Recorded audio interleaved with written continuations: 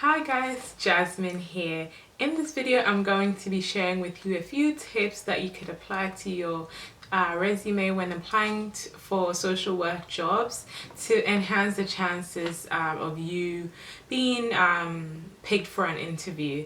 If you're new to my channel, welcome. I'm a practicing social worker and I share my experiences here on my channel. Go ahead and subscribe if you're interested. Let's get right into it. Okay, so I thought this video will be helpful because this isn't something that I had when I started applying for social work jobs, but I just felt like you know, when you come out of uni, most of the time a lot of the practical stuff that you actually need you don't know.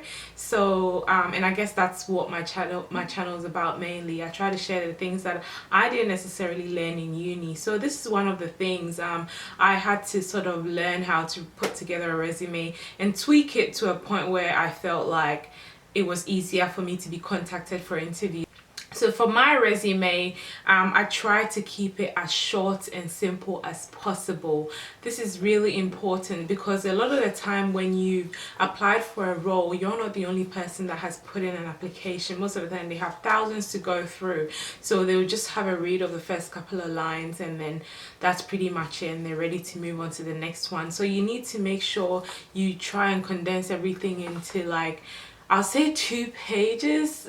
You try your best to condense it into 2 pages. If you can't, 3 maximum, I would say, because most of the time employers don't have the time to go through everything. And I also say this because, you know, I've been working in social work for a while and I have had supervisors that have recruited for new staff and stuff. So I have seen the process and how exhausting it can be for them. So if you go on and on about things that are not necessarily relevant to the work that they're needing you to do, no one's actually going to call you. Okay, so we're going to go through my resume. I'm not necessarily going to show you everything because it's for confidentiality.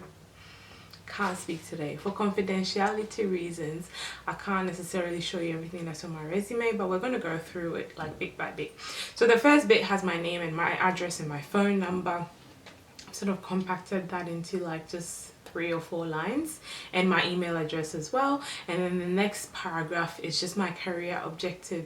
This is really important to, like, not make it too long. Make sure it's to the point and it's really specific as well. So this is basically where you introduce yourself and say, okay, so I'm a social worker and I've been practicing social work for whatever amount of years, and this is what I specialize in. I'm seeking to work in your organization so I can apply those skills that I've learned in this particular sector of your work. So it needs to be really specific. You can't be really vague and say something like, I'm a social worker and I would like to apply the knowledge that I've learned throughout my time in your organization to contribute to the goals of your organization. That's very, very vague.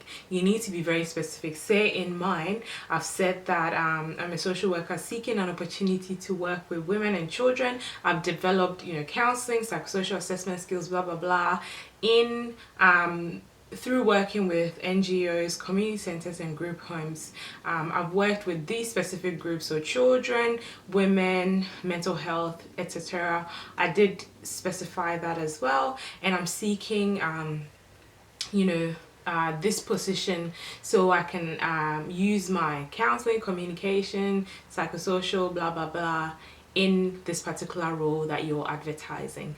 So you need to make it really specific to the job that you're applying for, just so that they know that you actually have the skills that they need, because most of the time that's all they want. They just want someone who has the skills that they're looking for. So make sure all the skills that you've acquired, you incorporate it into this career objective. Try and keep it as short and simple as possible. Mine is mine is only 6 lines, so it's very short and condensed, and it's a brief introduction. You're just introducing who you are and the skills you have and why that you're wanting to apply for this particular job, and that's pretty much that. And then the next bit is my education and my experience. So for that, I've basically put in all the stuff that are relevant to my role. there are certain trainings and stuff that I've done in the past that are not necessarily relevant to social work positions. So those ones I can exclude from this training. They don't really care if I have done training in that, because no one needs me to have that qualification. So there's no point putting that in. But if I've done trainings that are relevant to working with clients and stuff like that, then that's absolutely relevant to include. And that saves you space as well. So I have put that in, and I have put that in order of what is the most recent training that I've done as well, just so that you know that is sort of in order as well. And then the next thing that I talk about is basically my skills and my ability for that as well. Like, I'm very specific about what I can do and the relevance of that to the job that I'm applying for. So, you know, communication skills, assessment skills, case noting skills, stuff like that. That's what a social work organization will be looking for. If I know how to ride a bike or something like that, that is a skill, but that's not relevant. Like, there's no need for me to put that into this, because that's just taking up space and no one really cares about that. And then the next thing I briefly talk about is personal quality. So just, you know, my enthusiasm, my reliability, punctuality, stuff like that. That's very brief as well. And then the next thing I get into is my employment history, and with that as well I talk about it in order of what has been the most recent one. And the way that I structure is I've got like the title, so that's basically the name of wherever I worked and what my role was, and then I've got my duties, so what were my responsibilities in that particular role, and then I've got the duration, so from what month to what month, what year to what year, I've got that as well. And with that as well, like, try and put in experience that is relevant to the job that you're applying for. So let's say I used to work at the library. When I first finished high school, my first job was working in the library. But because I've had like quite a bit of social work experience, there's no need for me to put that library experience in there, because it's not really relevant to any social work role that I would apply for. So I need to keep it to the jobs that are relevant to the social work job that I'm applying for, and put it in that order as well, and that would show that I am capable of doing the role that I am applying for.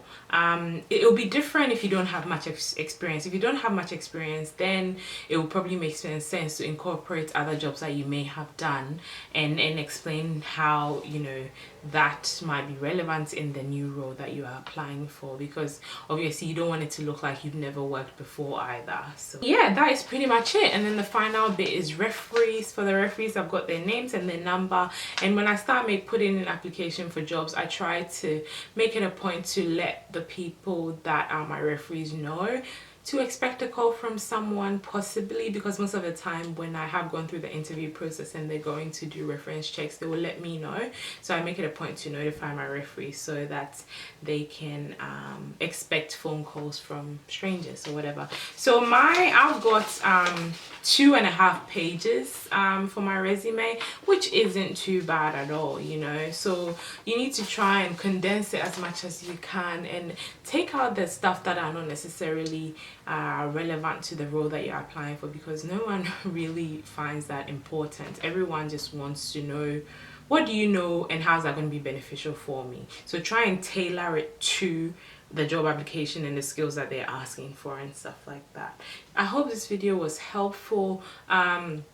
Selection criteria is another big thing. I don't know what it's called in other countries, but here in Australia, for most jobs that you might apply for that's social work related, a lot of time there's a selection criteria that needs to be addressed as well. If you want me to do a video on that, let me know. If there's any tips that you have for people that are putting together a resume that I didn't mention in this video, definitely let me know in the comment section below. I'm sure it'll be beneficial for all of us.